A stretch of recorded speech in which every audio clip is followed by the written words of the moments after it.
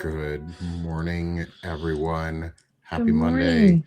I'm Nick Perro, not your dad, here on Sick of the Shit Publications for our favorite Monday morning show, Chronically Illing Out, with me, Beth Cruz. Good morning, Beth. Good morning.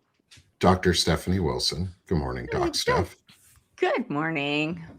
And our ill friend who is not here with us today, So. Good morning, everyone. Welcome in the audience. It's good to have you here. Hit the heart as you're coming on in. It's Monday morning, so we're chronically illing out, and we are going to be talking about managing travel and flares because I had the opportunity to travel last week, and we wanted to talk about the traveling component of it too and how it impacts us. Because I think it was almost like 13 hours at an airport or between airplanes and airport on Saturday, and it was tiring. And so, hey, y'all, I'm back from Minneapolis. I went for the Alex Preddy, Renee Good tribute event for the Abolish ICE live tribute event I was sponsored by Veterans Fighting Fascism, but the event was sponsored by Valor Media Network, Save America Movement, and others. And it was a lot of fun. Headlined by Dropkick Murphy. I got to be on the other side of the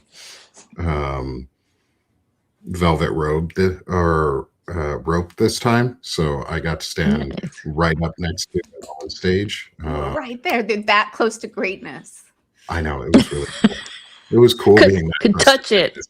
I actually had Kathy Griffin walk right next to me and bump me in the shoulder. She was really nice to listen to.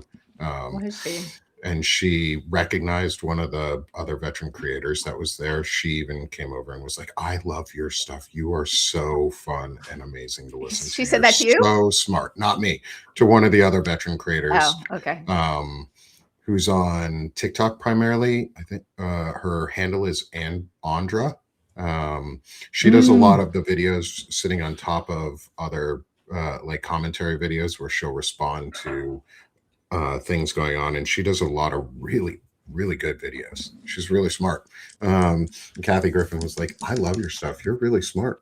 I was like, "That's such a cool compliment to hear from someone like that," because she used to do the VFO and like the USO tours for troops during the war.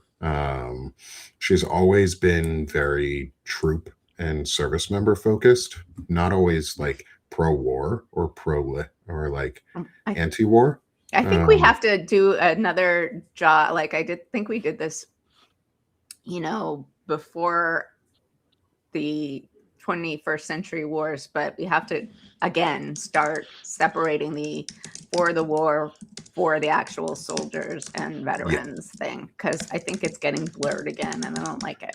It's being purposely blurred. There was actually a comment I saw, I think you posted it, was the Jake Tapper video.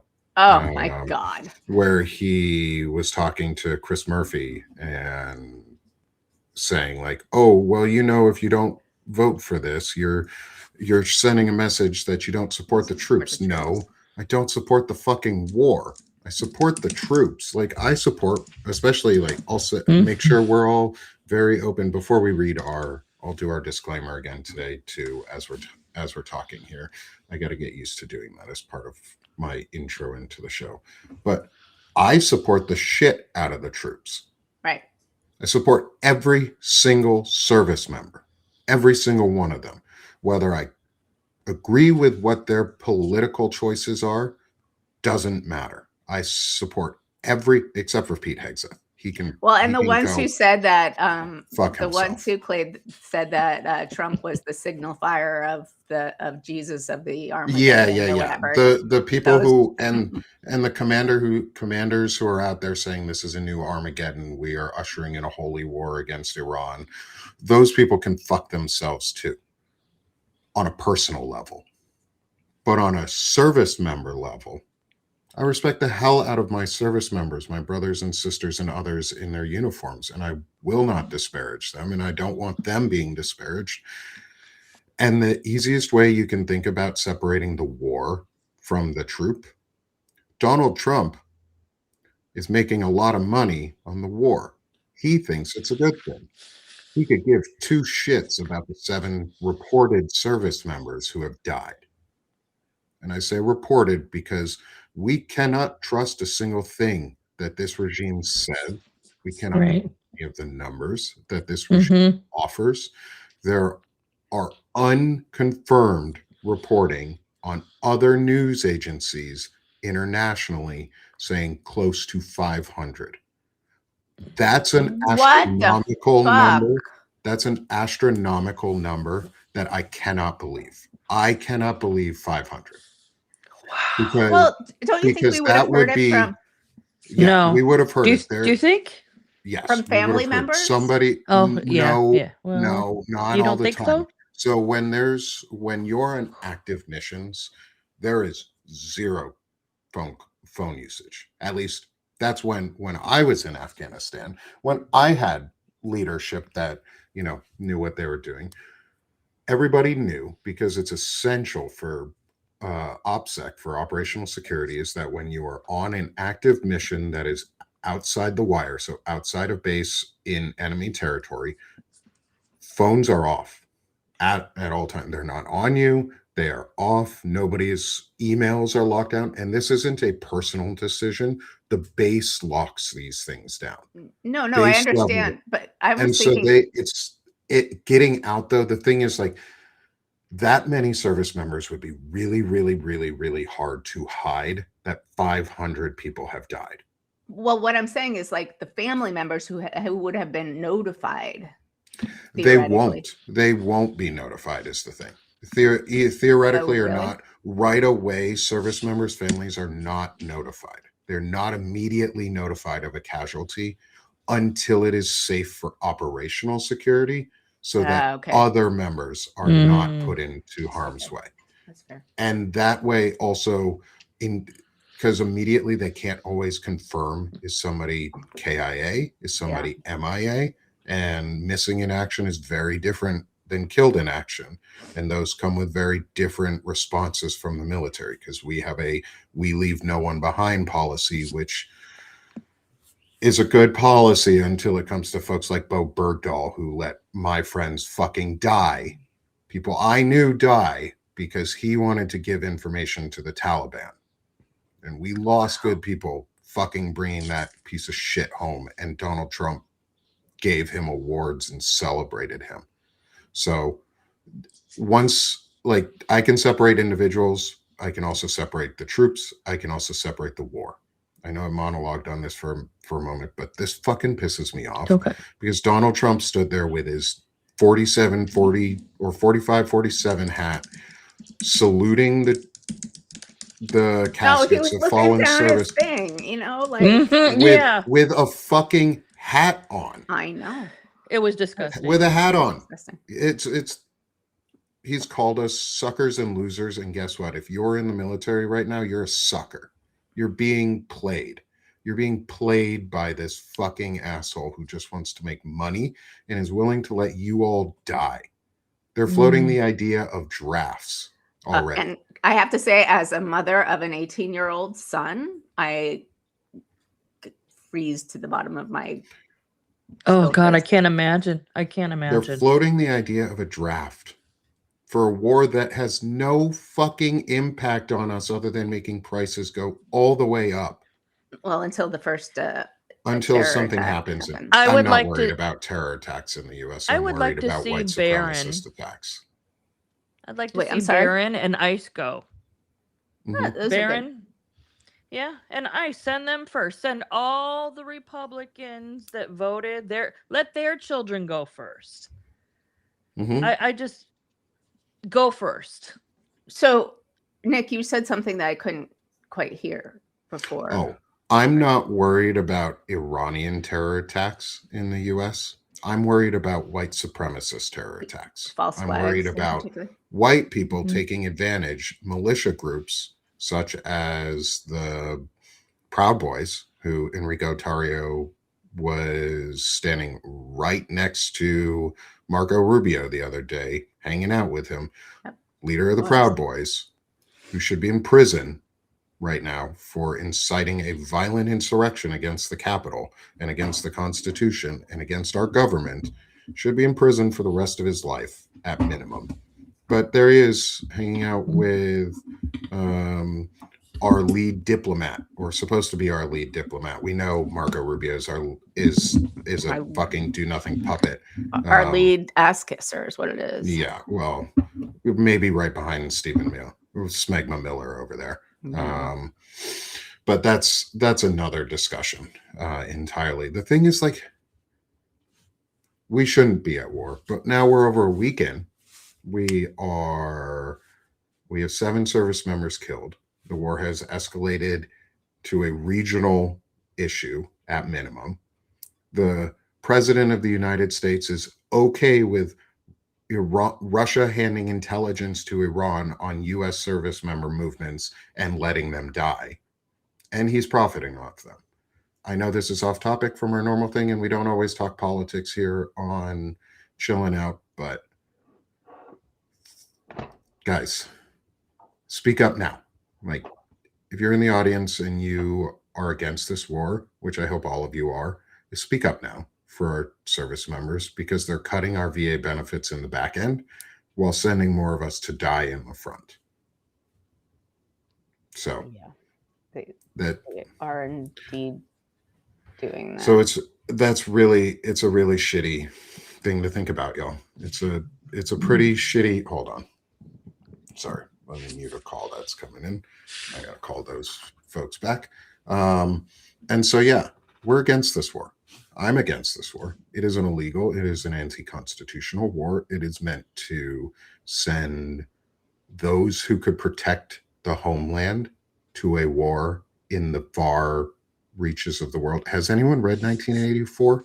Because it's literally like the playbook of what's happening. Yeah, like it's what's happening. It's also in Project 2025. Oh, your mic changed, Steph. I know. I can't get it back. I'm trying to. Weird. That's all right. Is this better? I'm closer to it now. I can be closer. No, it's actually on your headphone mic. Oh, it is? Okay. Yeah. So I can be closer. Is this better? That's better.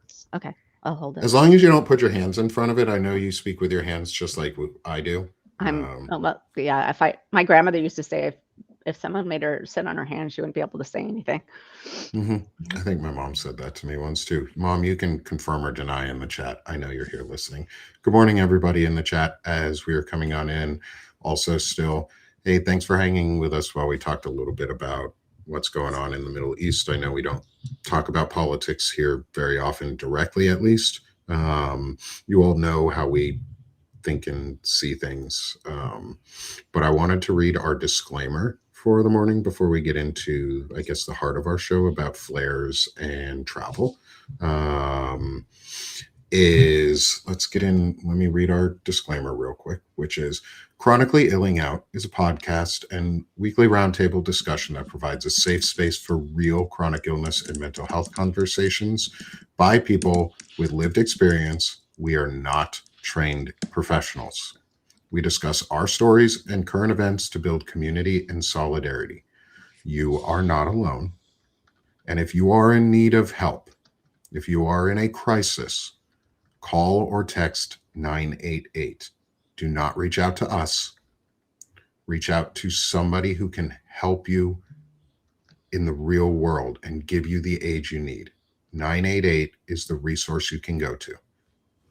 End of disclaimer. Thanks, everyone. Just remember, we're not trained professionals. We're just here discussing our experiences and how we have gone through the world, how we're experiencing the world, and how y'all are experiencing the world too. Like, it's important. I love our chat and our community because we experience it with each other. So that was a lot for me there. Good morning again. Beth? Good morning. How do you, Beth, manage travel and flares? I had that experience this last year when I went back to Michigan. Had to fly from Seattle to Detroit. And it was really difficult, mainly because I had to make the decision to actually have a wheelchair.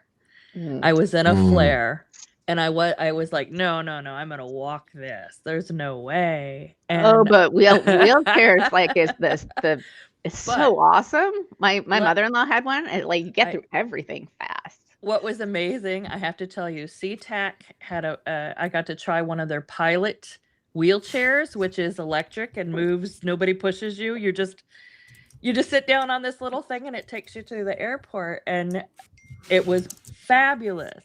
So taking that step to say I can't was really hard, but I was so glad that I did, because it did make my travel experience much more pleasant. Instead of trying to fight through a flare, I had a tendon flare, and there was no walking it. So I just think really recognizing your limitations, or whatever you want to call them, your hard line of, okay, I have to take care of me, and if that means I have to do this, that's how I'm managing it. Just accepting, I think, is the biggest part to handle, is just taking that step. Yeah. For me, I always get really nauseated. Getting prepped to leave the house is really bad for me, especially if other family members are doing it too. If it's just me, it's not that bad, but it always throws my stomach off. But once I'm like in the airport, I like my adrenaline like just completely takes over, and then I'm good for probably even a couple of days until I get home, and then I'm a basket case for at least a week. But and not just once you get there, then it's like, doing whatever you're doing while traveling. Yeah, you have to do and then more. Having to go back is, in fact, Nick, I don't even know how you did it. I really don't. That part, I think, was the most amazing to me, with how did he manage this? So I've done exactly. I'll back up. Beth, I've done the wheelchair thing in an airport too, and I'm a lot younger, and it felt I was, and so I know the exact feeling you have of, should I use this? Do I need it? Mm-hmm. And I did, and I used it, and it was really beneficial to me. Yes. I didn't use it this time around. This trip, I did not use any of the mobility assistance, and I was okay with that. Mostly because I knew I had time between all of my flights that I could slowly meander my ass there. And while I'm in airports, I just walk around, like, until it's necessary to sit down.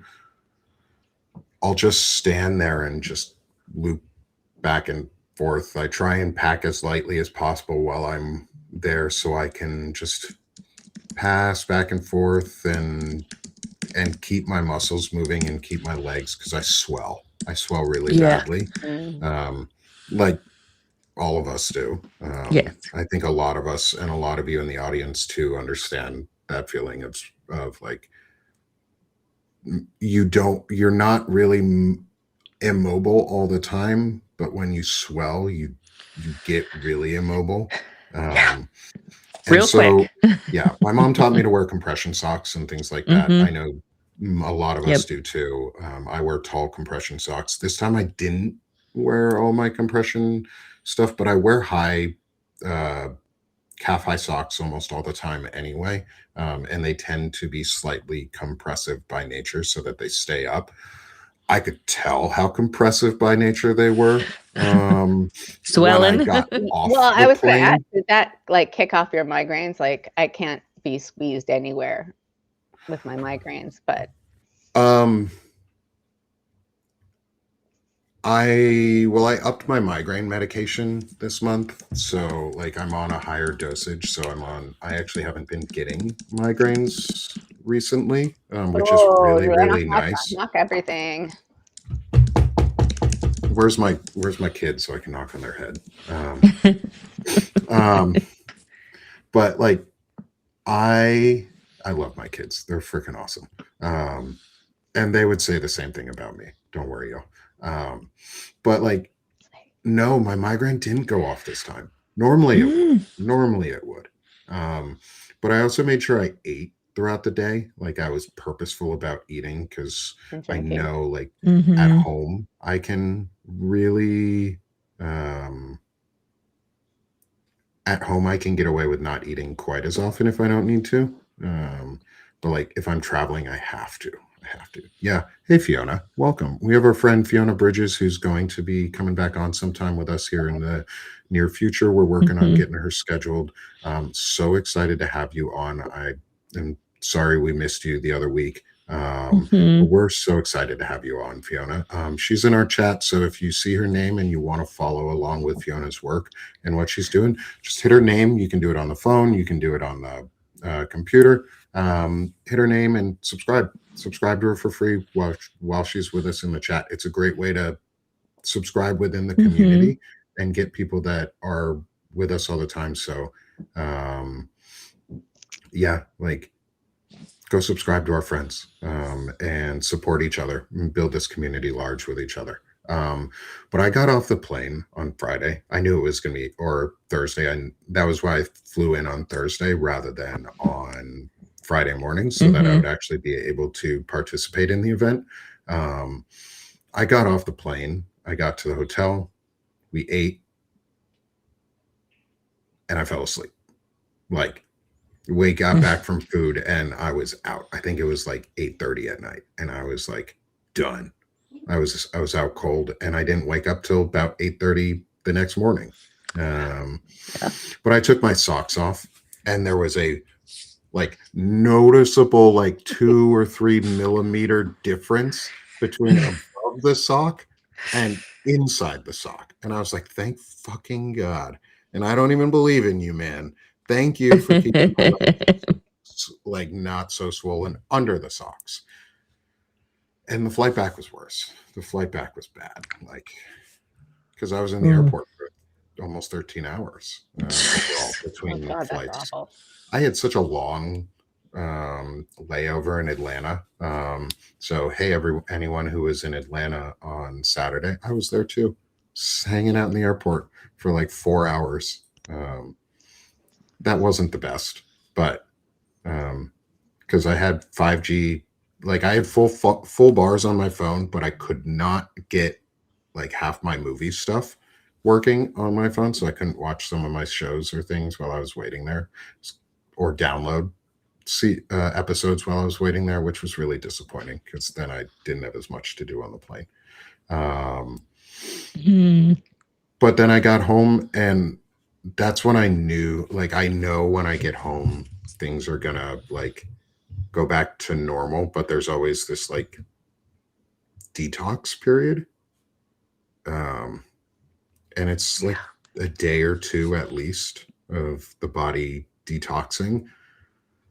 I think I made it through Saturday because I gave myself or Friday, so that I gave myself 12-ish hours of sleep before I stood for an entire day.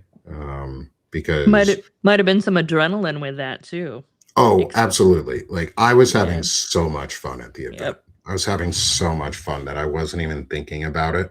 Like, I probably disassociated. I think we all do when dopamine hits, as dopamine takes over, and we disassociate from everything else. Fiona, that's a great question. I was thinking that too. I'll have to think on that. Like, that's a really good question. But the event was from 1 to 8, and I was on my feet from probably noon to 9:30. A lot. Wow. But I didn't really feel it while I was doing it because I was having so much fun that dopamine took over. Like, I love that. Give me a second. I got to bring one of the few souvenirs I brought back. Here's one of the souvenirs I get: Veterans Fighting Nice. Fascism, defend your local library. We're also handing out another bumper sticker that was knowledge is a weapon. And Chris had like 1,000 shirts. Chris Goldsmith, who is the founder of Veterans Fighting Fascism, he ordered a whole bunch of shirts and bumper stickers. He had like 1,000 shirts and like 2,000 bumper stickers or something. Gone. All of it. Wow. We gave all of it away as like incentive to then donate back to the Abolish Ice.live event. We've raised over $42,000 for Minneapolis. Like, fantastic. Knowing that was going to be the outcome, was that we were going to raise a ton of money for this community, also got me like going, because I was like, I know the more I participate and the more lives I do, and the more like I didn't know exactly what to do as a creator there. It was my first time being a creator somewhere like that. And then I just started going live for each of the sets, and people were listening. I know sometimes the audio wasn't as the best quality because we were right up against it, but I think the visual was more the impact for some of that.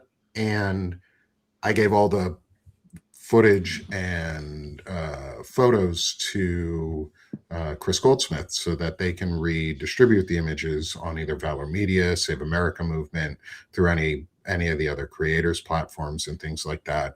But I got to be on stage and right near folks who like Dropkick Murphy. I got to listen to some amazing veterans in the community talk about Alex Preddy and Renee Good. I got to see the memorial site where Alex died and where they have erected a memorial for him in the community. And man, that was powerful. That was really tough. But then I got to end the whole event with Brass Solidarity, which was just the most fun and enjoyable extra hour they put on at the end of the show. Like, they stayed till almost 9 or later and just played. So we got an extra hour with them. Wow. And I recorded that whole thing. None of the other cameras were going from our community.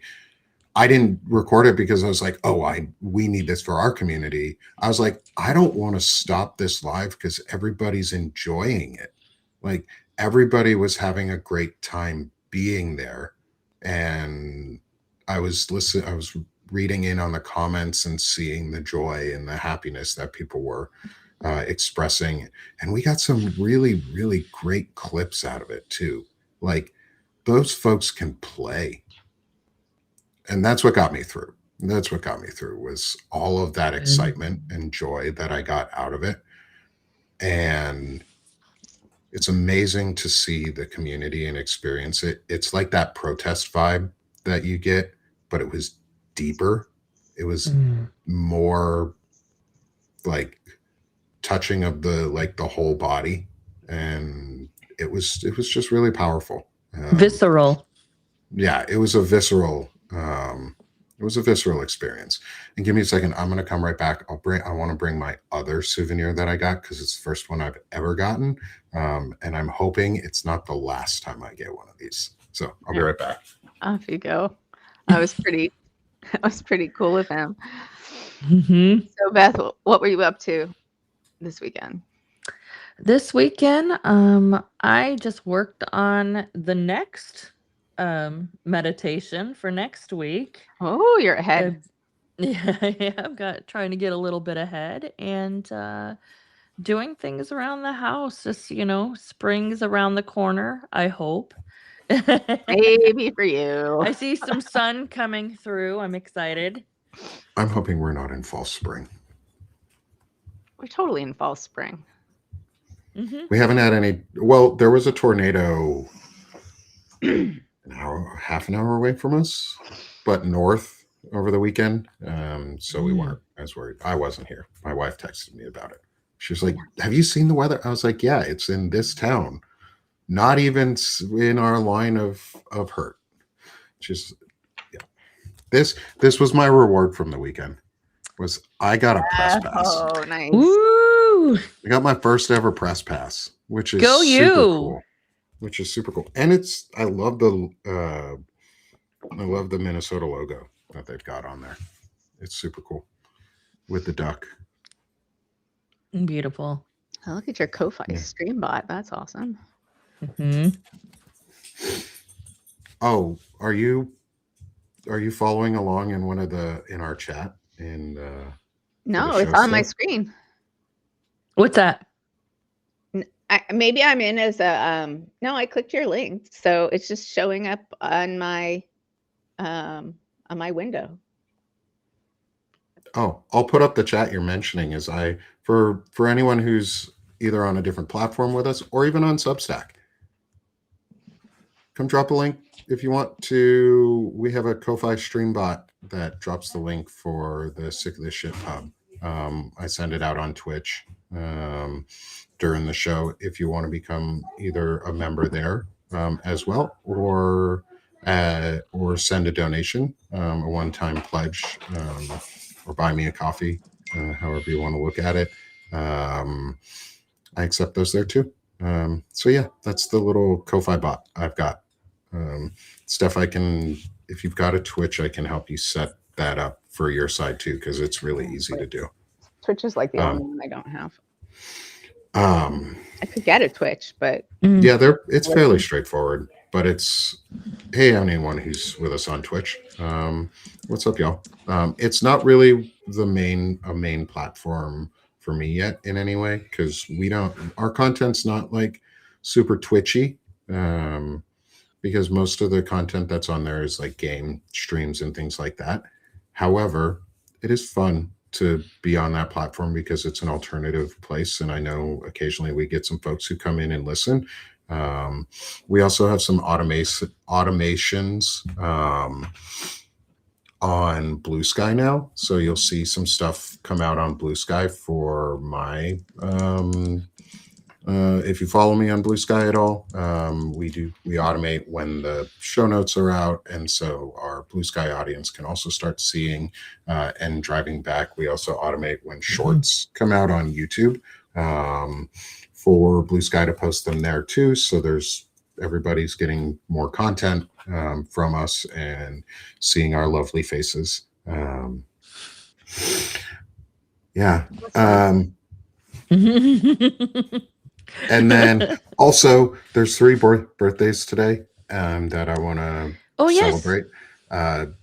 First, Dr. Eric Lulov. Happy birthday, my friend. Happy birthday, Eric. If you're not in the chat with us, I know you'll probably listen in later. Happy birthday, Eric. I look forward to seeing you on Thursday for our Diogenes Club, where we get to celebrate and have some fun and talk into our men's show. But happy birthday, my friend.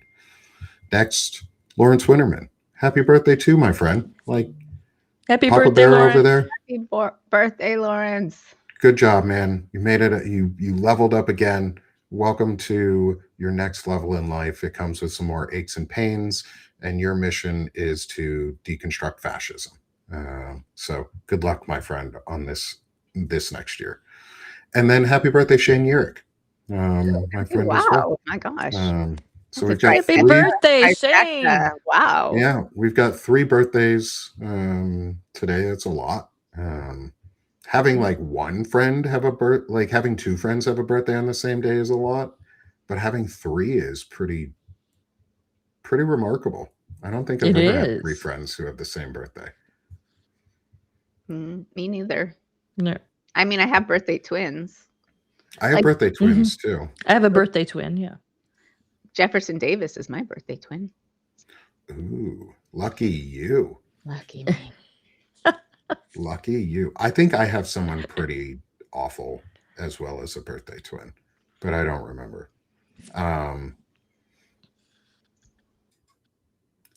But going back to what we were talking about in terms of flares and travel and that sort of aspect is when no, Paula, the subject today is flares, and welcome if you're new here. We get off topic a little bit. We are all neurodivergent. We are all chronically ill. And our conversations like to meander because we're fun.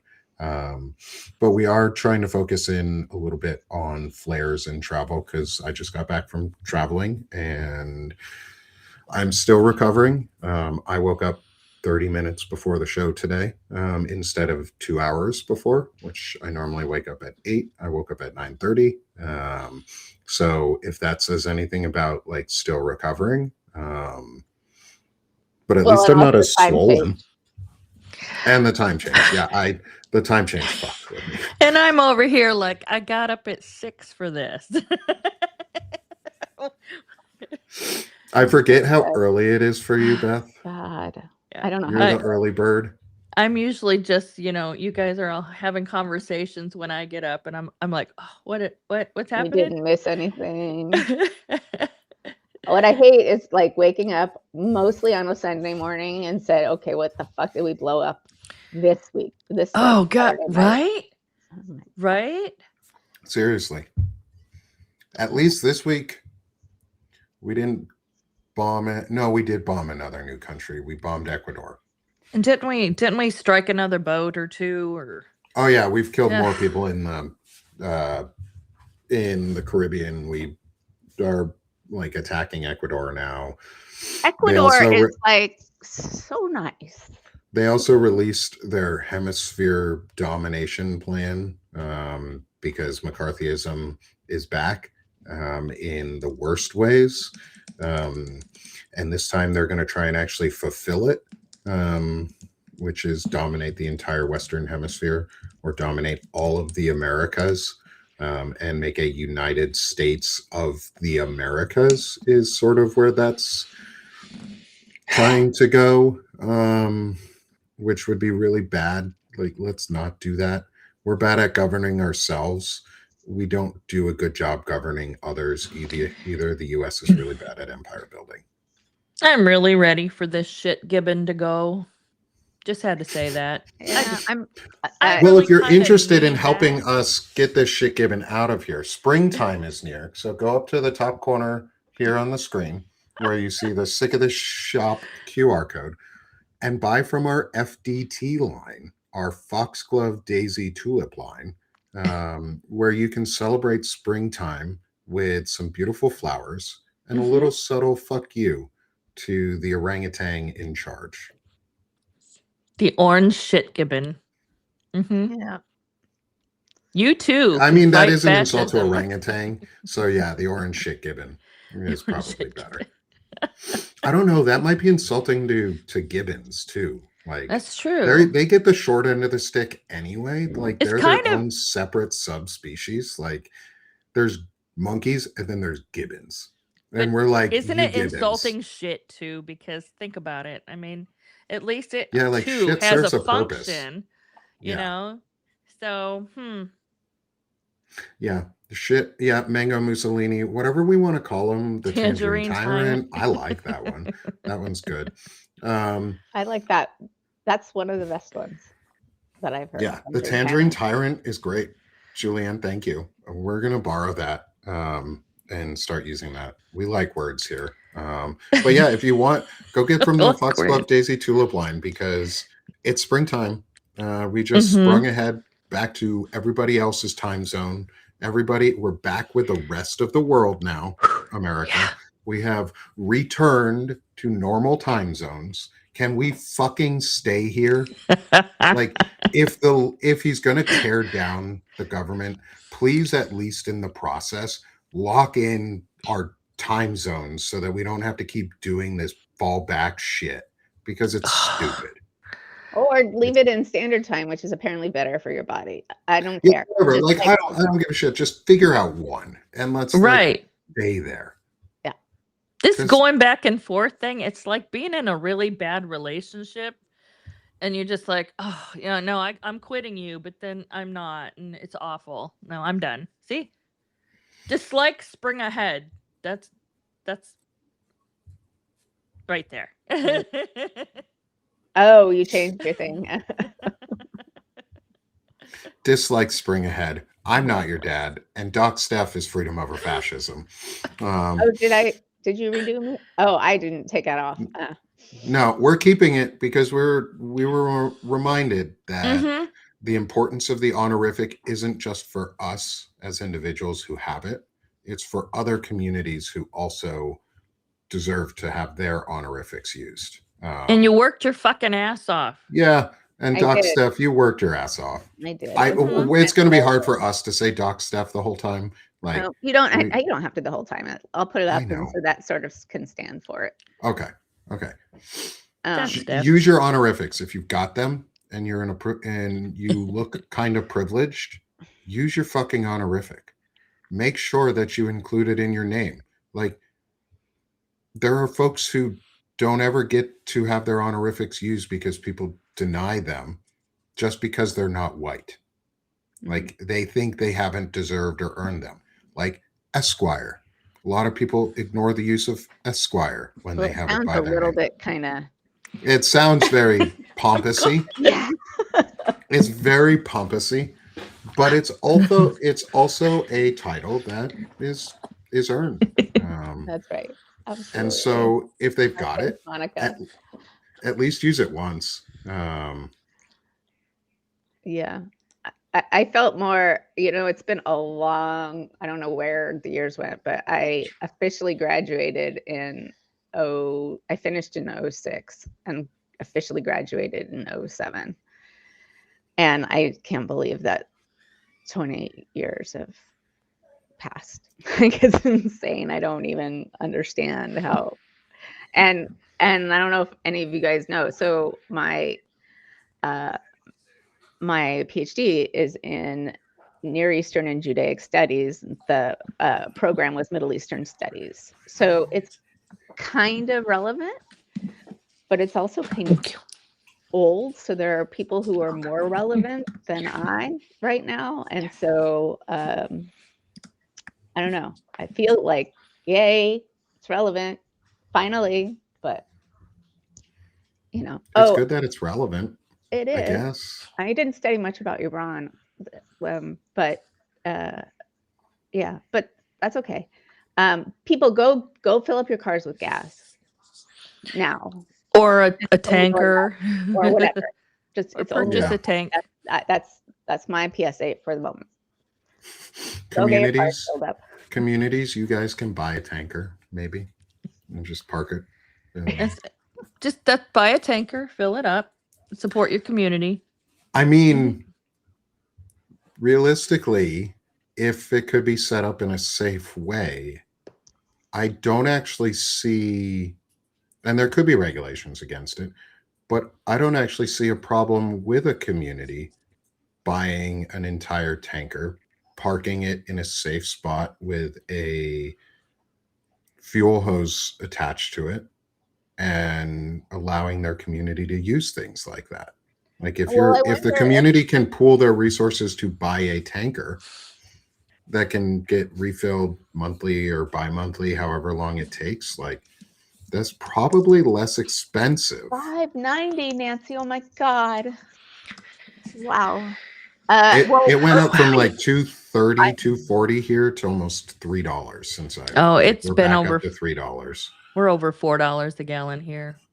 I live in Arkansas, if that tells you anything. $4, like, we're back up to $3. They can't lie to red states when red state gas prices are going up too. It's close to $3.50 here. But I agree, Christine. When I say tanker, like, I mean like a semi truck full of fuel. Like, I understand the storage and stuff like that might be harder, or to figure out like how to safely do that. I don't know the regulations on how a community could do Maybe that. Just purchase a gas station. That is exactly what I was going to say. Community gas station. Or a community gas station. Like, it's not, it feels petty, but it's also the right thing to do. It's parallel systems in development. We are replacing the failing system, which is bad people owning gas stations and profiting off of us. That's part of one of the failed systems. Why not communities just do it? Or if enough communities in a district does it, or a city, they could have their government helped do it too, funded through your taxes to buy it, so that you're not paying on top of your taxes to then buy the gas station. The gas station could be bought by your local community, your local district, your region, your county. It doesn't have to be state level, or it doesn't have to be federal level. It can be state level, and like very rarely small governmental things. It's not big government when it's you, the people, going, hey, we want this, let's have it. That's just popular consent. Like, we've been lied to on what big government is. Big government is really just popular consent on wanting nice things. But none of that has to do with traveling in flares, as we go down our next rabbit hole, which is okay, because we're getting near our meditation time. We're going to take our time because we've still got a couple minutes till our meditation. But how do you, when you... Wow. Oh, that sucks. Wow. I've gone through Eureka too. We used to drive from Seattle area to Central California and back for Thanksgivings. That's a long drive. Long drive. I refuse to go from LA to San Francisco in a car. Like most people drive it or did or do, and I'm like, nope, sorry. An airplane for me. I'm doing this once and once only. No, I like driving because you feel in control. I guess I do. I don't know. It hurts. It hurts so much more than an airplane for me. I don't know why. They all hurt. Yeah, I get out of a 2-hour drive and I'm like completely shot for the day. Yep. Although I'm much less. Flying is much less problematic. Maybe because I sleep more. I don't know. But I don't know. It could be the sleep thing, because that is always helpful. And good morning, good late morning, everyone who's still coming on in with us. Thanks for being here. All of you who've been here the whole time, and for most of the show, thanks for being here too. We love that you guys are here. If you're catching it live, if you're watching the replay, also thanks for being with us when the replay come out. Because it's really awesome that you listen through and support us and listen through the episode, no matter how off topic we get or derailed in our conversations we make ourselves. Part of that is also the dealing with flares and like, how do we process things that are going on? Like, my body hurts. I'm still tired. I'm exhausted from the travel. And thanks, Sandra. Glad you're with us. If this is your first time with us, thanks for being here.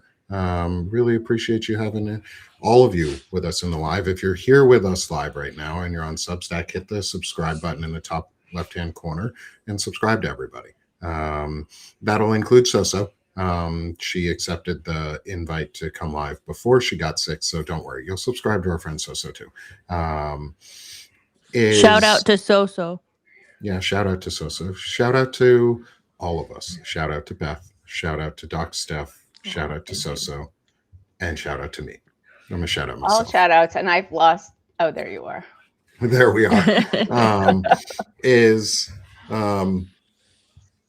Sorry, losing my train of thought. I'm still recovering. So like, this is really needed. It's just to relax and have like a good free flowing discussion to let my brain reset and recoup. And my back hurts, my body hurts. Like, I'm moving around a bit while we're talking. I normally do. But it was nice because while I was there, I walked around as much as I could. Like, I purposely kept myself moving so I didn't cramp up while I was in Minneapolis. And now that I'm back, I'm not moving quite as much, which I think is a problem. So I probably should go and do a couple walks and stuff so that I can keep my body loose so I don't swell up. Maybe I suggest some gentle stretching with your back before you go walking, or just a thought. I got a stretch. one of the ring, you know, those Aura? rings. It's not Aura, it's Ring Gen 2. And occasionally it'll just send me, like, I'll be doing something on my iPad and it'll send me, you've been too sedentary, get up now. Okay. It, like, every time I hear that, like those types of things, I know I used to work on tech that was like around wearables and stuff like that. It reminds me of just how gamified we've made everything. Like, it feels like you're part of a video game when you're doing that. Yeah, I mean, I got it for the sleep, you know, like to understand my sleep a little bit better, because like the fact that you can do it with a ring and not have to like go into a sleep study is really amazing. But I am not entirely sure it's accurate. So, you know, I do know that the watch, I have an Apple Watch. I don't wear it all the time, but the watch was after my surgery, after one of my knee surgeries. I think it was the first of the three I had a while back, not 2 years ago now. I don't even remember. It told me I went into arrhythmia, and I was having heart palpitations and issues, and I was able to call, like, I didn't feel good, and my watch was like, hey, we're not a doctor, but you should call one. Was basically the response. Was like, we're not the doc, but the doc needs to see you. And so we did. We called 911 after that to get me to a hospital. And so the wearables are really nice. They are really convenient. I'm just concerned about the data usage and retention policies at any of these companies, because data privacy is not really a real thing in the US as much as we claim it kind of is, but it's not. I've worked inside big tech companies. I've worked inside a big tech company, Amazon, and I worked inside a startup, which I will not name because I'm still under contract about not talking about them in any way, shape, or form, and I won't, because I want to make sure that they don't try and claw anything back. I still have some time on my year. Is like, not all of these companies are always ethically sound at all times. If you guys haven't figured that out, tech is not. Show me your shocked sound. face. Oh, you know what is shocking though? I was watching who was it to interview? Oh, so I talked to Tara McGowan last week. Yeah. And I was watching her interview with Kara Swisher, who is like the voice of doom and gloom most of the time. And she was optimistic because she knows all the tech CEOs or whatever. And I was like, what happened to Kara Swisher? Like, optimistic? Are you kidding me? Like, okay, I guess if you're like thinking in 100-year intervals, okay, I'll buy that. But that was a little bit. Yeah. I remember when Google's mantra was "do no evil." Well, that was what they forgot was doing no evil does not mean doing good. It just means they're neutral.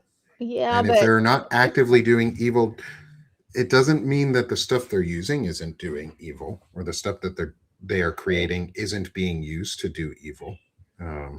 They might not intentionally be doing it, but then again, their motto is probably not "do no evil" anymore.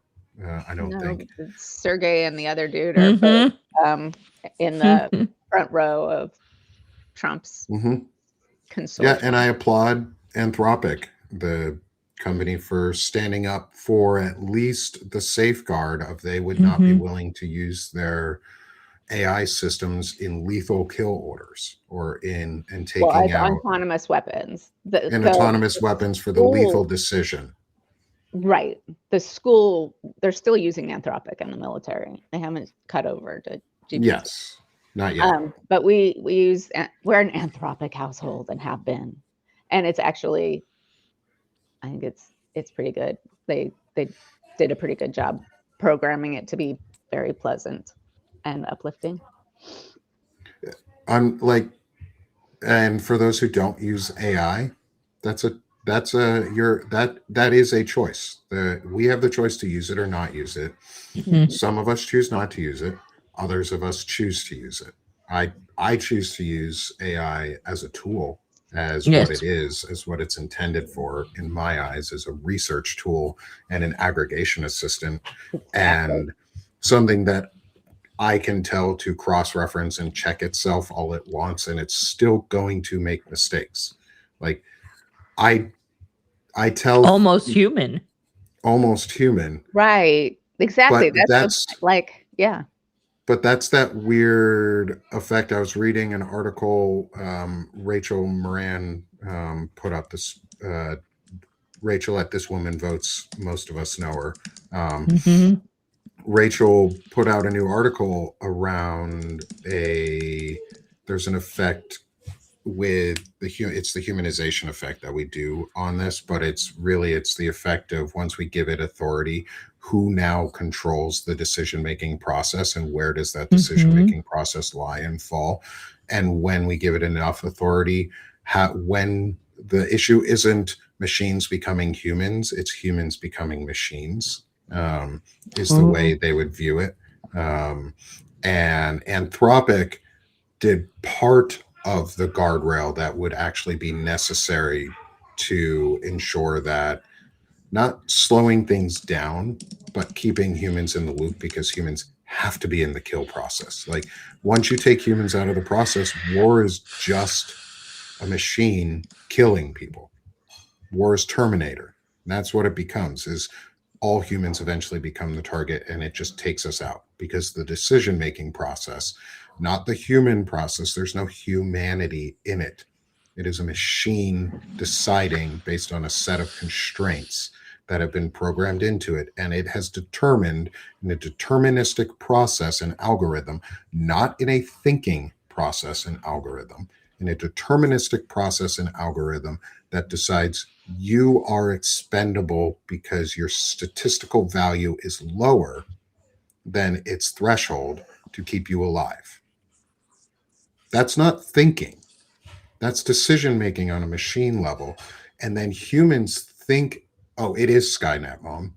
That's Did what we it learn is. nothing from Terminator? It's not even reminiscent. It is the beginnings of Skynet. That's what they are creating. Like, the early stages of Skynet were giving autonomous kill authority to weaponry. And then those weapons turned on us. Intelligence is a misnomer when Courtney, thanks for saying that. Intelligence is a misnomer when we talk about AI. It's artificial machines. It's still machines. Artificial intelligence is still large language models. That's what we're working on. We're still at what are called large language models, which are just huge data sets that still make errors. Data scientists don't use AI when they're creating statistical models, or good ones don't, because AI makes shit up and doesn't do what you want repeatedly. I can ask it to pull out a quote from a transcript in a text file, and it will still make quotes up. Wow. I have to double check pull quotes from text files of transcripts of these recordings. Like, I will drop a recordings transcript into my AI bot, which I have a very strict set of rules on. Like, the rule set and like the instruction models that I'm building out for my AI model, and like little brain that I have and assistant are pretty fun. And then I still have to fact check it. I still have to fact check that and I tell it, pull only from this document, read only from this document to find your quotes, and it'll still make shit up. And I even tell it, do not hallucinate, do not make shit up, do not make up quotes. And it still does it. And we're now allowing that to decide our military actions. Oh, we are over. Wow, we went long there. Anyway, I think that was really pretty important towards the end there about AI stuff. Again, off topic, but who cares? Welcome to Chronically Illing Out. We meander. We have fun. We have a good time. And we're also going to shift to our meditation for the morning. So everyone, stick with us here. It's time for meditation, which is the new title I put out on the meditations. I'm going to do that so it's easier to find on YouTube. It's easier to find in Substack, so you know exactly which one the meditations are and things like that. I'm trying to work on titles and SEO management so that more people can see our stuff. And so let's take some time for meditation in Beth's garden today and enjoy this beautiful springtime meditation. And yes. let's start our Steph. I was going to say, if you watch Bridgerton, not that garden. I have to say I went there. Sorry. When you said I have not watched Bridgerton, but my wife does. We're going into Beth's garden. Going into Beth's garden, everyone. Welcome to some time for meditation. Please enjoy on Sick of This Shit Publications. I'm going to mute us when we get there too, so don't worry, y'all. Enjoy the meditation. As always, keep your eyes open during our meditation so that you get to see the amazing photography that's in there, because it's the meditation and the photography go together, go hand in hand. So enjoy, and then we'll see y'all on the flip side. Welcome to Beth's Garden Meditation. Join me by taking a deep breath in through your nose and slowly exhale out through your mouth. Take another deep breath in and slowly exhale out. One more deep breath in and slowly exhale out. Golfer Walter Hagen famously said, "Don't hurry, don't worry, and be sure to smell the flowers along the way." It is now more important than ever to allow yourself to pause for moments of calm and stillness. Release all that does not serve you on this journey. Any worry, tension, or fear. Imagine it floating away in the gentle breeze created by a hummingbird's wings.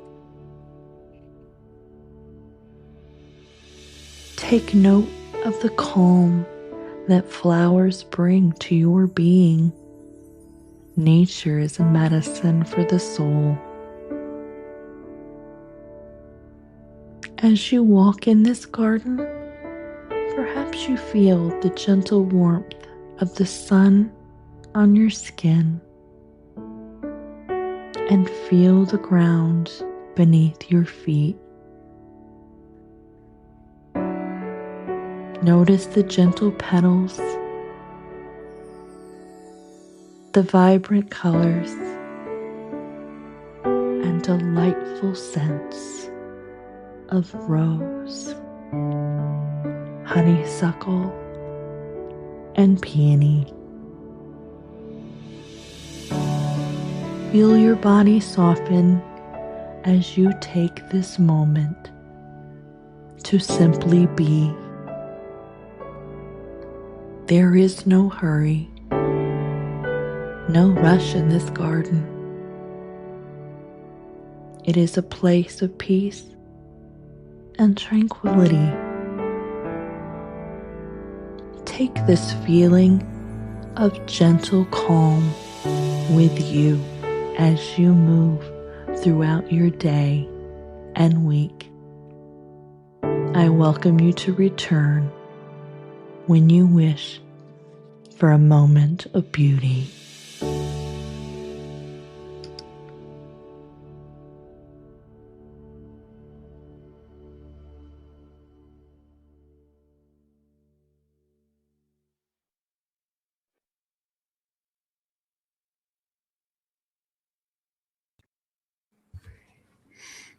And we're back.